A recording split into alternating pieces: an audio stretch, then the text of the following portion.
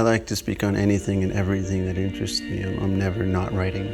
I like to bear all my ugliness, my weeping sores. I want to be honest. It will only alienate the wrong people who are interested in other things. That's what I'm finding more and more.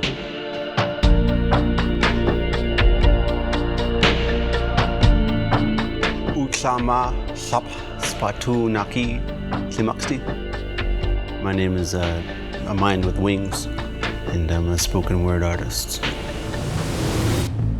And I've decided to move to Commercial Drive and run for East Van MP.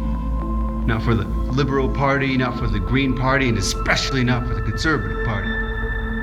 For the War Party. I'm from a little reservation, no longer a reservation, called Yuułuʔił̱ath. It's a small village on the west coast of Vancouver Island.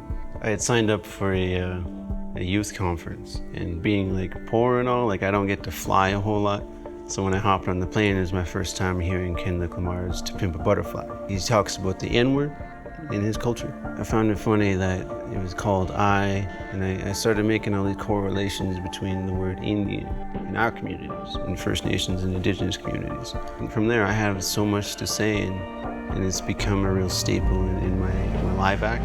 And do not ask me if I am Indian, because all the while my people always ask me, how do we conquer our adversity? Well, come along and observe the power of words with me, because I promised myself I'd never use the word Indian. Listen to what you're saying.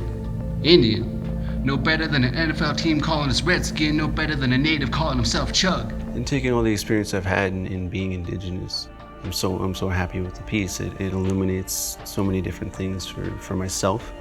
It was my first time saying these things out loud, and I find it's been bringing a lot of people closer in knowing exactly our experience, our identity.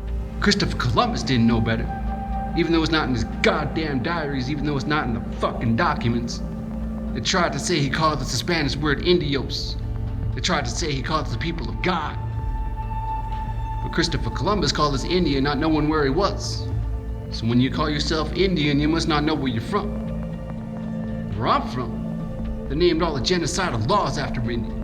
Indian Act, Indian Status, Indian Reservation System.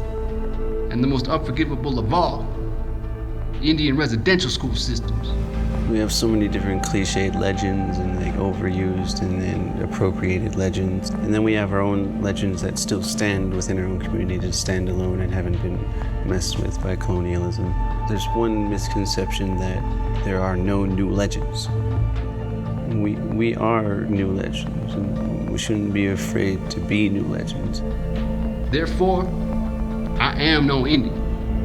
I am not 66800900302. Yuułuʔił̱ath Mitcholos fucking Touchie. Who are you?